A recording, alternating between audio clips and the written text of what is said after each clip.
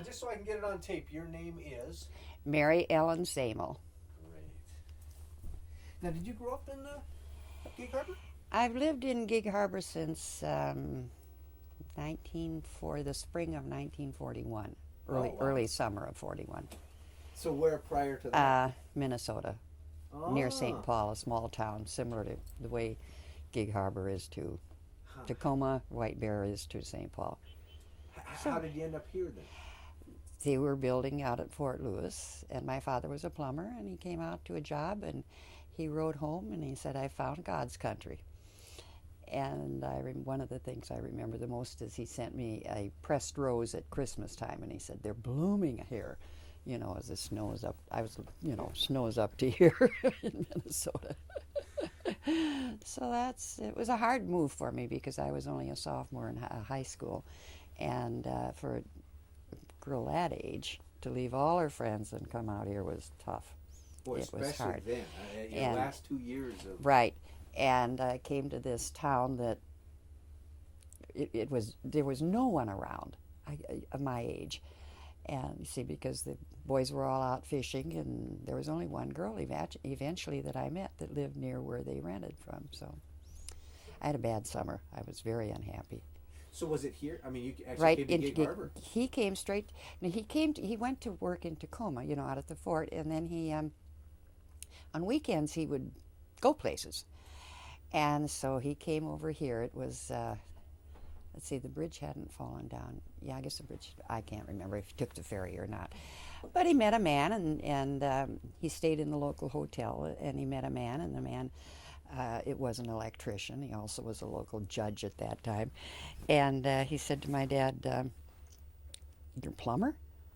We got lots of work for plumbers here." So my dad then started coming to Gig Harbor and working weekends. And eventually, when he told my mother she's moving, sell the house, he rented a place here, and he rented for quite a while, and then he built his own place and had Gig Harbor plumbing and heating for many years. And but I was the one.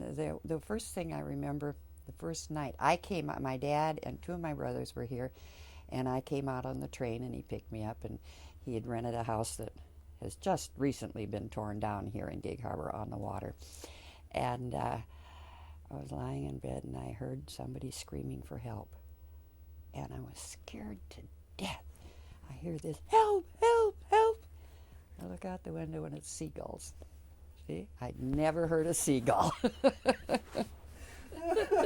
So that was my introduction to Gig Harbor. What was Gig Harbor like then? That's what it was like.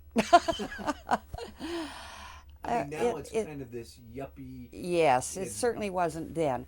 I was made aware very soon of the feeling of the Slavonians were the Slavs, and then there were the other people. That was brought to my attention soon. But I was telling Don the other day, in my mind, the Slavonians were the nicest people in the world. The women were all very, very friendly. My mother, or not my mother, but this one friend that lived right in the harbor where we lived, was a Slavonian girl. And we'd go to her grandma's house every afternoon after school, and all the aunties would come, and they'd have coffee, and she and I'd have, there were always sugar cookies. They were just wonderful people. I really, I think I was introduced to them in just the right manner because, and I'm friends with a lot of them still, to this day, of course. And, but I was surprised. We've had high school class reunions, and in the years since. And my sister-in-law was raised out near where, let's see, Willachet, farther way out. Let's see, what is there now? Anyway, where the ferry used to come in from Tacoma. And she's commented more than once, "Well, I didn't know anyone in the harbor. I didn't know anyone. I came to school here, but And then I thought, yeah, after school, she's way out in the Tule someplace, but I'm in town where the action is. And the action was every time a new theater got a new picture, then we'd go to the show. I mean, that was the big action, was the change of the theater. Later on, as I got a little older, there were dances on Saturday night in a place called Horseshoe Lake. It was a dance hall. I adjusted very well. I became senior class president in school. I won a Good Citizenship Award. I'm proud of what I did in Gig Harbor. Was there a downtown? I mean, Well, there was the east side and the west side. Now, again, here's you know, which one was which? I can't remember if this part where the hotel is, or what was a hotel. Is that the west side? And then this, the head of the bay? I don't know. Was it east side? I can't remember. My dad grew up in Olympia, and we were downtown just recently at this little cafe, and I said something about as a child, did you come here? And he goes, oh no, we didn't come to this side of town. Oh, really? Was it? No, there wasn't that big of a division. As I recall, one fellow who later became one of our mayors was from the head of the bay. I'll refer to it as the head of the bay because that's what it was to me. The school was at the head of the bay. But no, I think they associated with each other. And the fishermen, even in those days, had dances, but it was a large fishing community. I mean, you know, now there aren't as many boats, but it was the majority of the people on the Savolian side,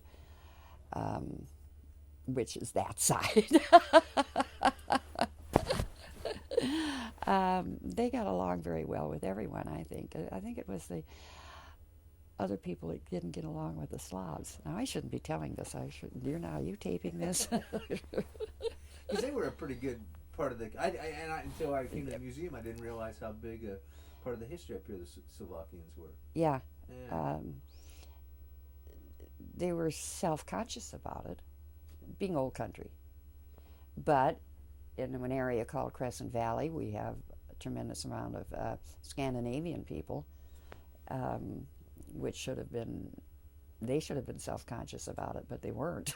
They were proud of it, that they had this heritage. So it sounds like a little piece of history. It sounds like the fishing boats came in and the fish were, I assume, hauled off and sold different place or processed in town, I think they were sold up in the San Juans where they fished by, they had buying boats that bought the fish. But I enjoyed living in Gig Harbor very, very much, and that's why I'm still here. It was a lot of fun. Which high school? There was only one high school, Gig Harbor Union High, at that time. One of the things I noticed the other day, you've got it covered up, there are annuals in here, and I was class of 43, and an annual from the class of 44 came through. Now, 43 was, the war was really going pretty strong. And so we had trouble getting materials for the annual. We had trouble having it bound. We had trouble getting a photographer to do the senior class pictures and things like that. I mean, the war was in full swing. Then the annual of 44 made our annual look like a Cadillac. It's just a pamphlet, actually, because that's how the war affected our way of living, our style of living, which I don't think people that didn't go through that weren't aware of where you were cut back. And you can imagine with photographers, I suppose it has something to do with their equipment and things that they couldn't get supplies. And, the only thing I thought of was they're rationing my shoes. Good Lord, Mama, can I have your rationing thing? See, I had heard about that, rationing of food and clothing and standing in line to get nylons or whatever. Yeah. But I never thought about something like a yearbook. Yeah. See, it just it somehow affected that. Maybe it was paper. I don't know. But if when you take your curtain down, you notice some of the annuals, and then you find this tiny, thin little 1944. And I don't know what their problem was. I wasn't here then, or, in the school, but it lets you know how the war affected things. You remember the rationing then? Well, yes and no. As I say, my mother gave me her. I was an only girl in a family. She would let me have. I wasn't hurt by rationing. I'm not aware that the sugar or the what were some of the other things that the meat. Somehow my mother made it seem like we had plenty to eat. And again, in the harbor, the gas rationing, our rationing board was generous. And I'll talk about the fishermen. Most of the guys were exempt from being in the service because they were furnishing food, and they didn't seem to have any trouble getting gasoline from the rationing board, such as the farmer's son back in Minnesota. My dad worked then in the Navy Yard, and again they were allowed money for gasoline for transportation. So I can't say that the rationing bothered me too much. It's interesting though, but there was one thing. I mean, it's all in perspective. You said shoes. So an 18-year-old girl, you've got to have a shoe for every outfit. You know that. it all affects everybody differently. Right. What you remember what was important? Yeah, it was the shoes with me. When did you meet Don? I met him the first day I came to high school here in Gig Harbor, which would have been the first day of our junior year. And I don't know if he told you about it, but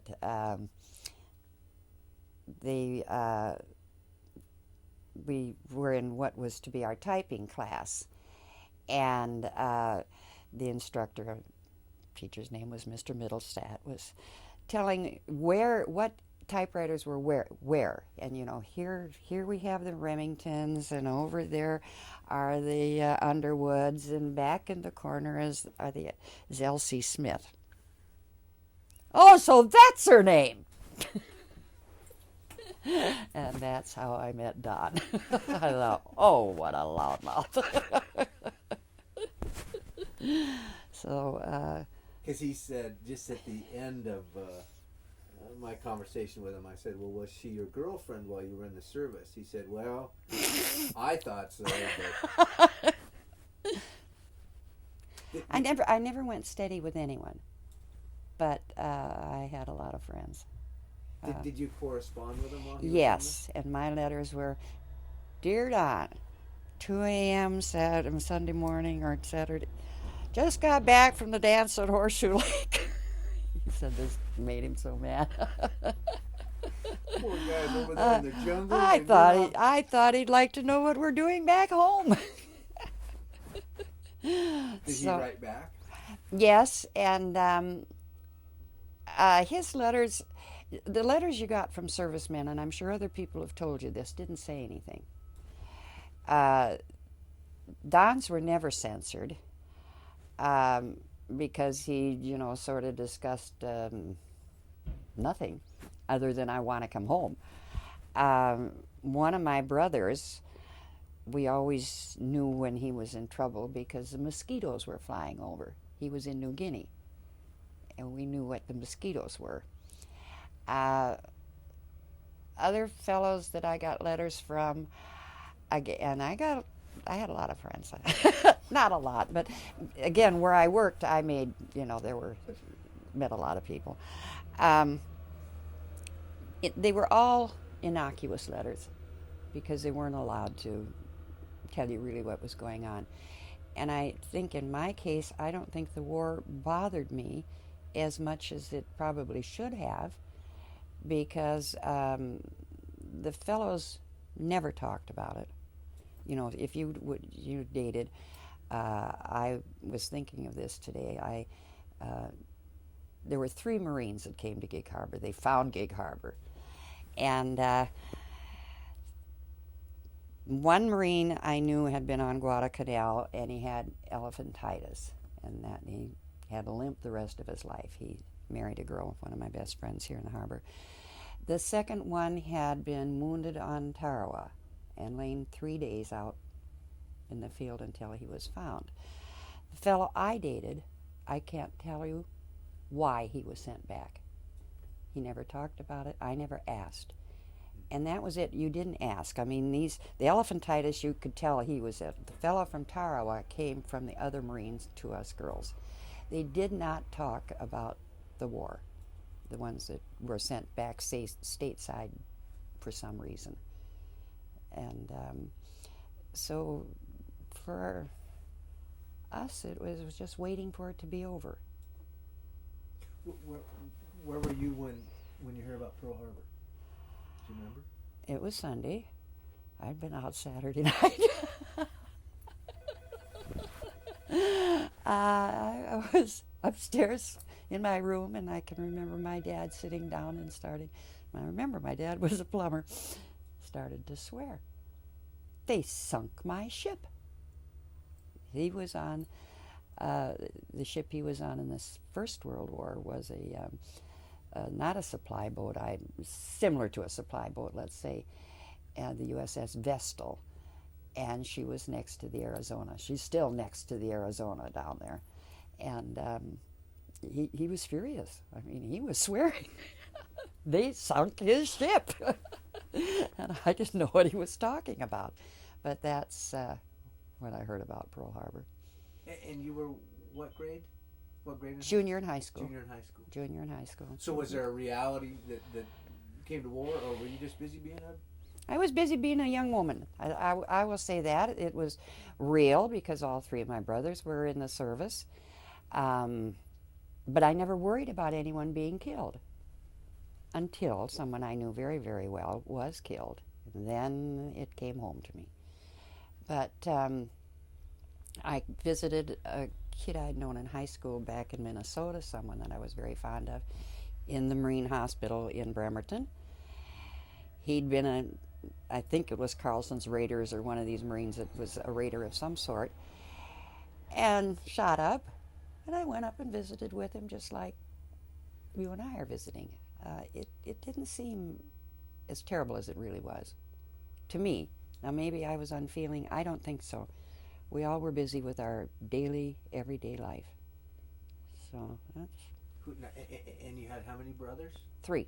And they were older. all in the service? All in the service. One was a CB, and Don met him, and I think it was on Okinawa.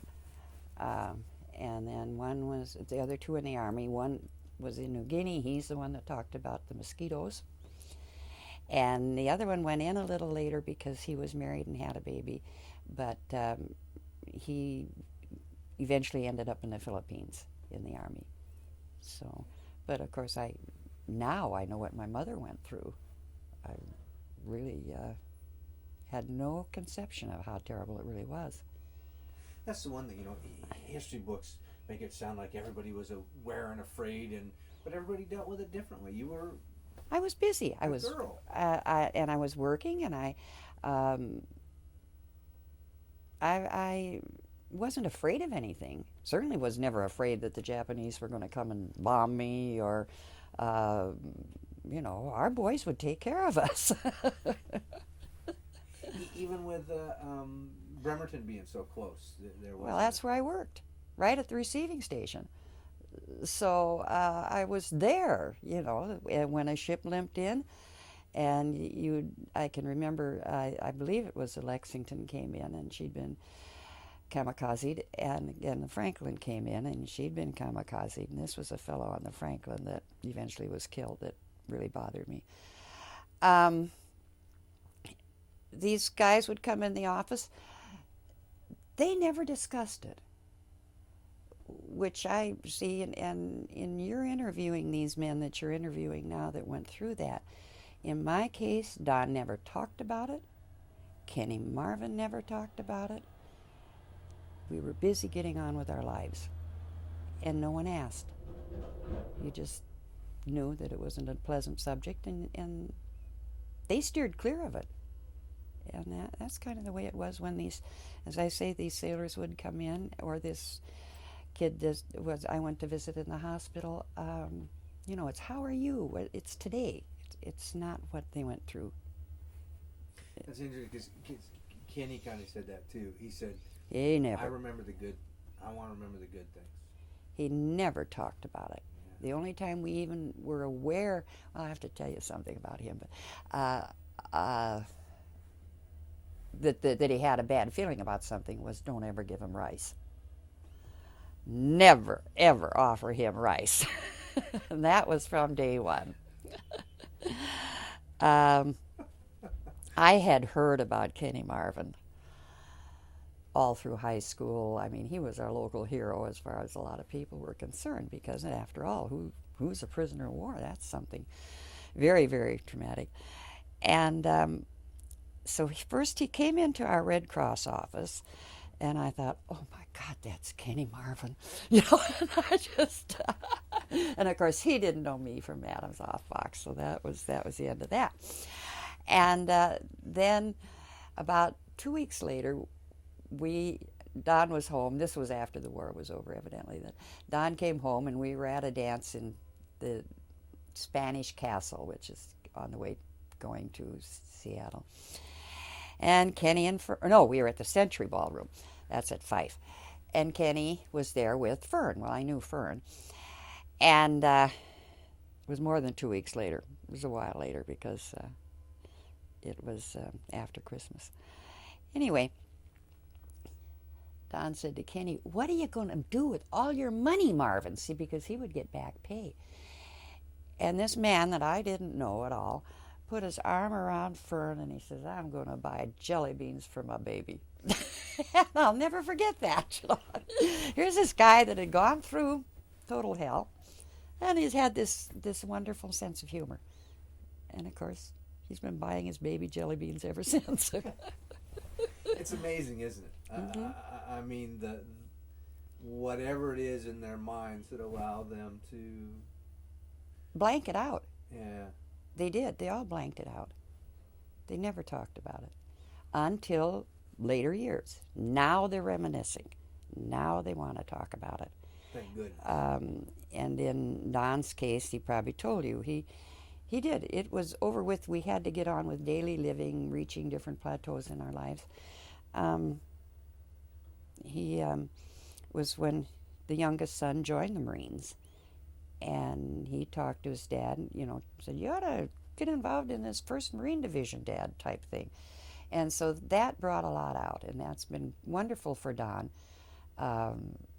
Since we've been going to reunions, I can't remember when we went to the first one, but we've met a lot of guys that he knew or knew of, and it's been good for him.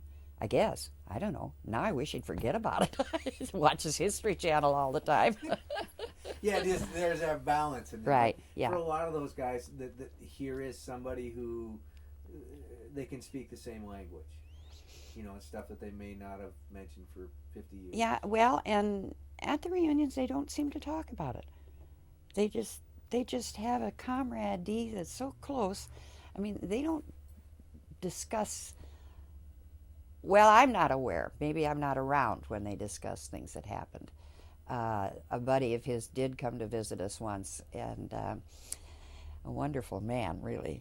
And Don said he'd saved his life. This Wayne had saved Don's life by pulling him back down into a foxhole. Now, remember, he's 17, 18, and Wayne was all of 25 or something. And Don said, Don was nosy. He said, I wanted to see what was going on. And Wayne pulled him into the foxhole.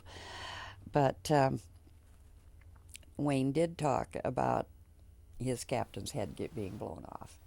That really stuck with him. But Wayne also, after he got home, spent time in the hospital for problems. Yeah. So the war really affects different guys in different ways. Now, you got involved with the Red Cross, is that right? Right. How and what did you do with? Well, I was working after high school as a soda jerk in a local drugstore here. And a friend came in and said that there was an opening in this Red Cross office.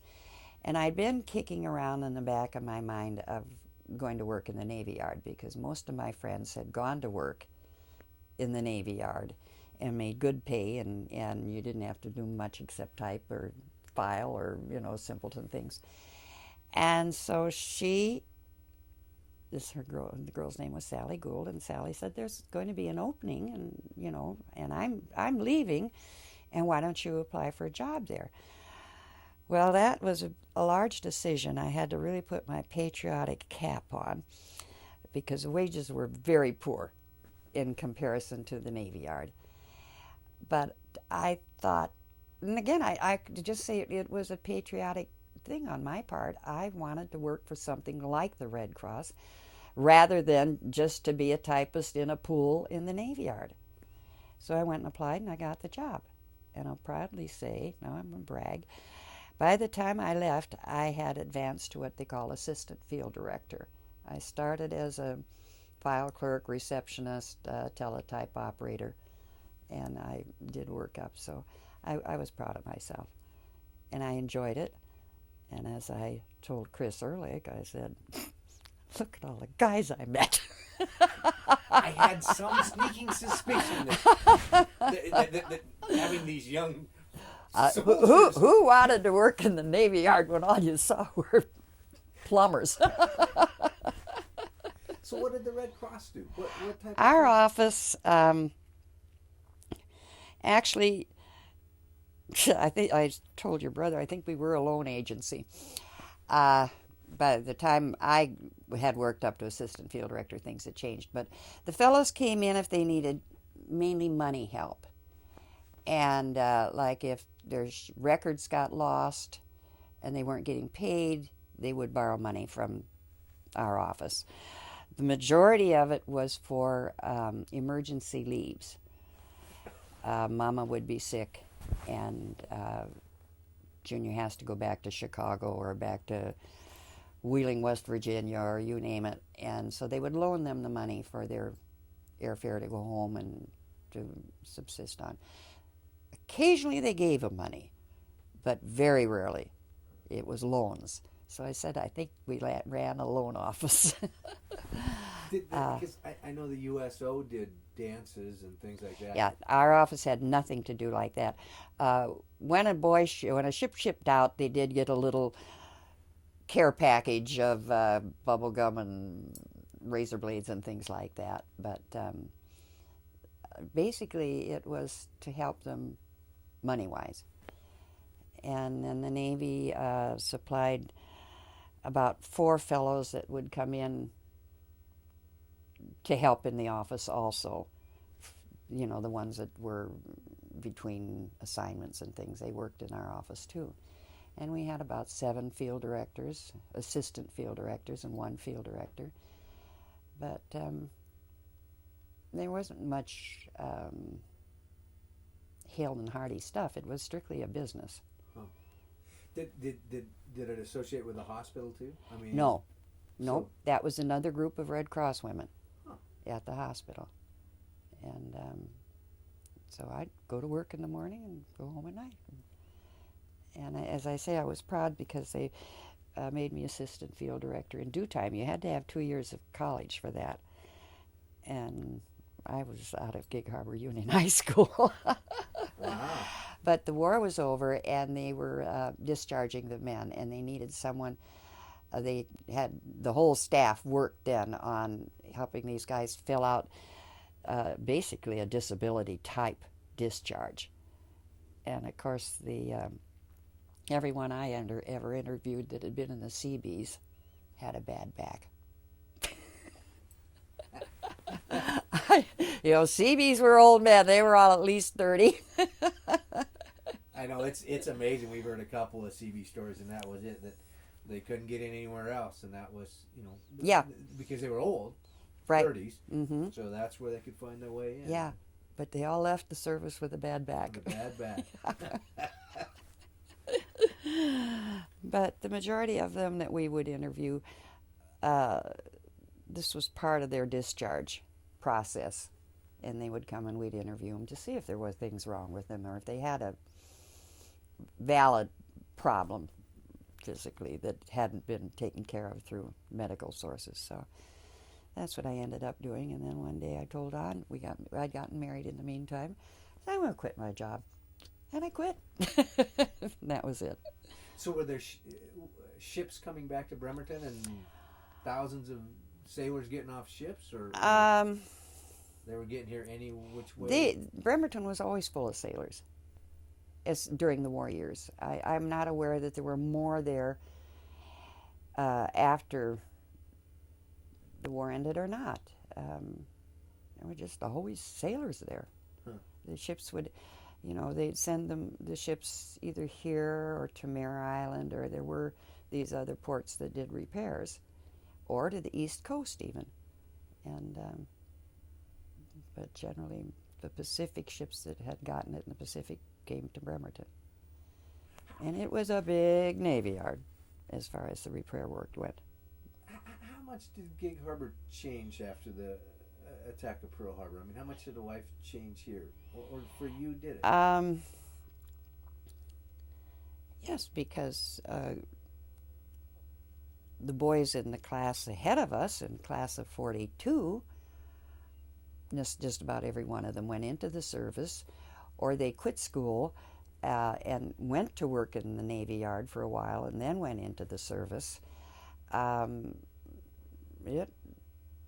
It was a really gung-ho, let's win the war attitude.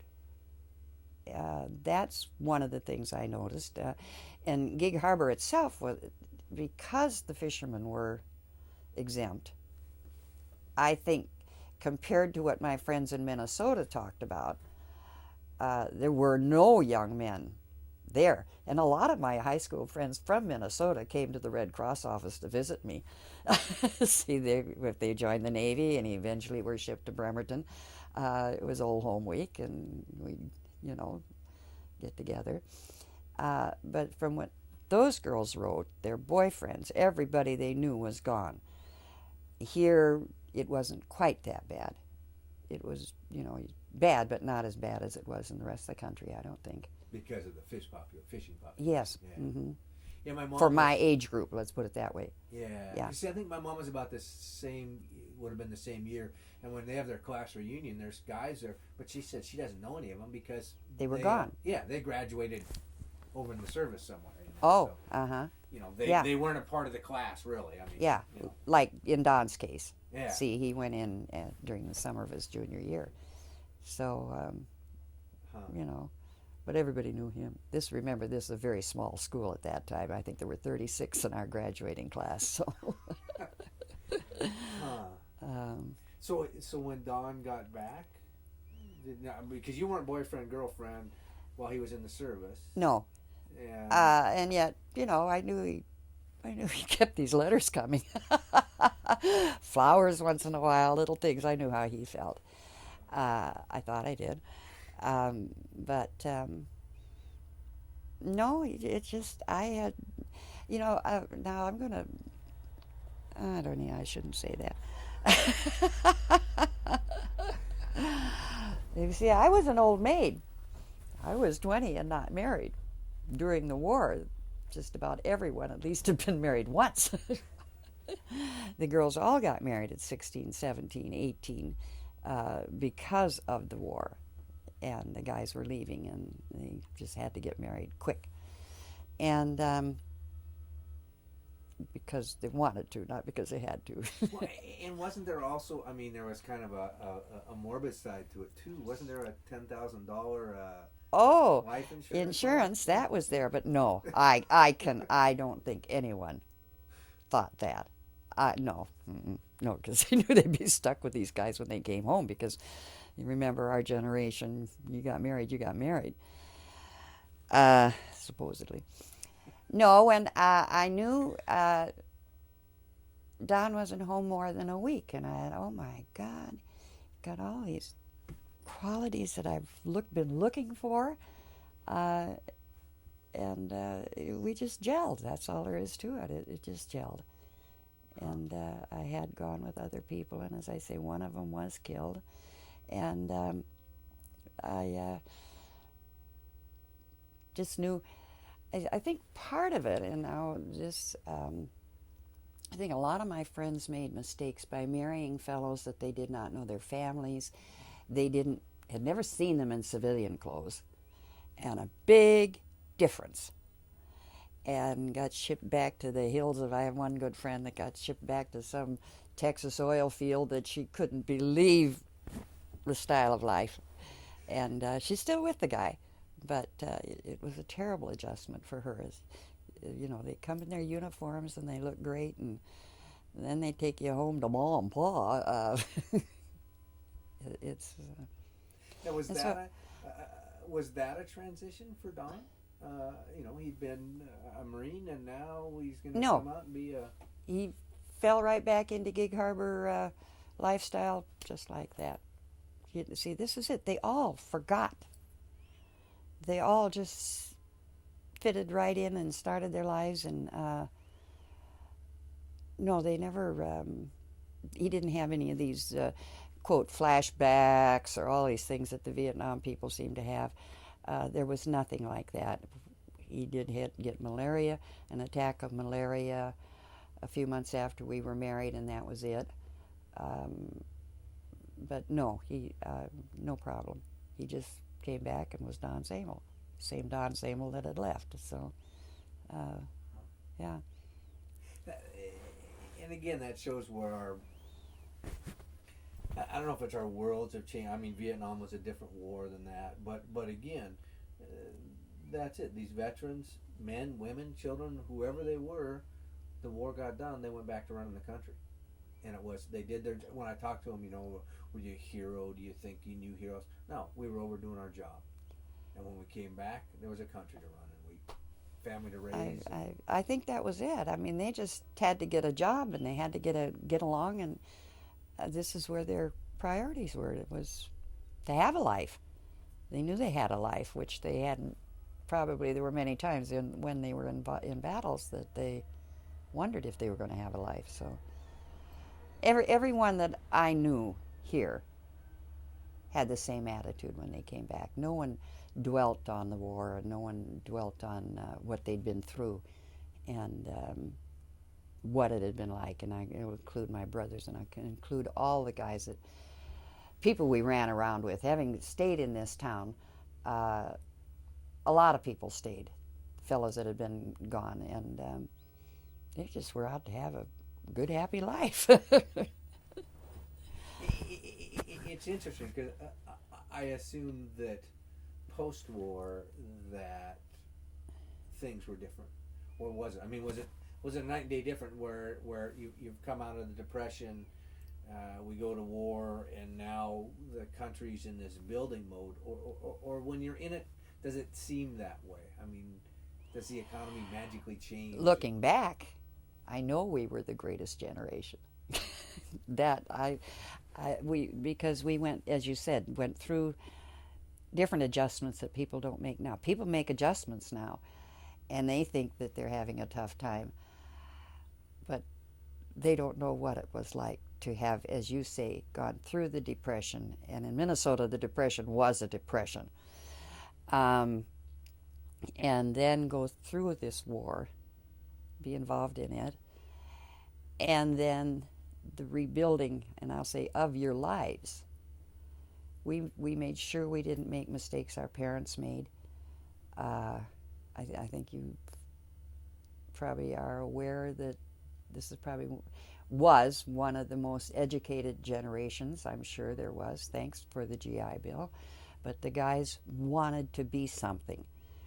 One of our friends, he's still a good friend to this day, after the war, he was in the Navy, and he went to school, went on to college. And we said, well, what are you taking up? You know, what are you going to college for? I don't know, but I'm going to tell you this. If I ever get back in the service, I'm going to be an officer and eating the officer's mess. And he was serious. So, you see, some people have some memories of the service they don't like.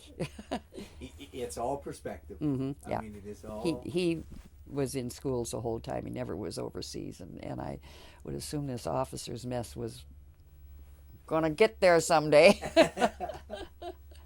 Now, you talked a lot about going to dances and things of that sort growing up during the war. Do you remember the music? Is there a song or anything that sticks out in your head? Again, I told you I went with this fellow on the Franklin, and he was he published the ship's newspaper, so he knew everyone, and he was quite a personality, Mr. And so the Franklin would have ship's dances. Now, people think a ship's dance is held on the ship. I just found this out just the other day, but it was always held in a big recreation hall on the in the Navy Yard, the Naval Recreation Hall. And this one night, we went to a ship's dance, and he took me up to meet the band leader. And I've forgotten the fellow's name now, but I remember the song well from the time I was about 8 years old. And this band leader had written a song, and it's The Three Little Fishies. Do you know it? You know, we think the music today is funny, but that was... But, yes, there were things like that. Again, that same night, I met the ship's captain, too. I mean, I really was treated royally. But we did that. We roller skated a lot. A tremendous amount of roller skating. There was another dance hall in Bremerton called Myries, I think, but I don't know if that was it. But we went to dances there. We danced a lot. Remember, this is the era of the big bands. And that seemed to be the main recreation, other than maybe hanging out on the weekends with, you know, at my folks or different places here in the harbor, just wandering around, because service people didn't have cars. And so you just did what you could. And that was, with the dances, that was a big difference today. Is when you say big bands, there were big bands there. There were big bands. Live music. Yes, I can remember 2 or 3 different ship's band dances that I went to that did have, I can't tell you who now because I didn't write it down, but name bands. You know, I won't say Kate Kaiser, but I would say something of that ilk. These guys went around the country and played at these installations. So yes, we had big bands. Which is interesting. I mean, again, how much things have changed in that. Mm-hmm. Yeah. When I mentioned the Century Ballroom, or was it the Spanish Ballroom, you see, that to you is foreign. To our generation, these ballrooms were like you going down to the local video store. Yeah, because, you know, just outside of Olympia, there was the Evergreen, which burnt down. And there was another one out towards Steamboat Island. Dad tells me about all the ones. It just had to be amazing. And this whole circuit that these bands traveled, and that was it. People that we hear about now. And it's well, like, wow. And it wasn't only our generation, the youngsters, especially this local one at Horseshoe Lake. I used to, you know, all the old mamas are sitting on the side watching you. There were fishermen's dances. There was a hall here that the fishermen's club had dances in, and you know, but those old mamas could dance too. They would get up and dance, and they were good dancers. But I was always self-conscious about certain mamas. Keeping an eye on their boys, weren't You they? betcha. Yes, they were. Well, it sounds like a good life. I mean, it sounds like it was a good time. You enjoyed growing up. Very much so. I've enjoyed life ever since, too. There's been lots of ups and downs, but no tragedies. We've been fortunate, no tragedies in our family. So, you know, and I'm saying auto accidents, bad things like that. So, yeah. It was amazing. Again, stories started getting gelled in my head here, but I think Don was saying your son was a Marine, right? Yes. And went to boot where Don went to boot camp. Yeah. Well, that had to be whole mixture of emotions for Don to Well, he enjoys going back now. We've been back a couple times to Pendleton. I don't think he got overly involved in it until Chris got out. And did he tell you why Chris was released from the Marines? Chris developed cancer, bone cancer, one called Ewing sarcoma. Now, that was the one bad part in our life. He was slated to go to officers' he was in the reserves, going to college, but in the Marine Corps Reserve, and slated to go to officers' training school. And bingo, and a broken collarbone was bothering him. You know what it meant? And it turned out it was bone cancer. So he spent at least 2 years. 1 year on very extensive chemo, and he's fine, and he's great. And everything turned out.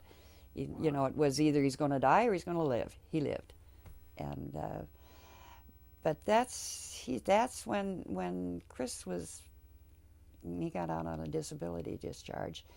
He was disappointed. Don was, of course, Chris just wanted to live at that time. He didn't care about the Marines or anything else, and but that's when he and Don developed this tremendous camaraderie, the Marine Corps, and it's been great.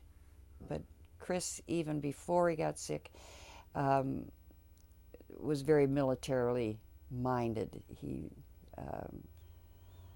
started making, we had a drugstore, and every tank that came in, this kid from the time he was 5 was building tanks and things like that. He's just had this leaning in this manner. Like father, like son, I guess. Well, I guess so. No, Don was hunting as a kid. He hunted, ate robins. So, do you think that are we running out of time? I think, yeah, we're kind of. Do you think there's for future generations, people that you and I'll never meet, a message from World War II to be left with them? All right, I'll harp to my what's the words I'm trying to think of? Involvement with the Historical Society now.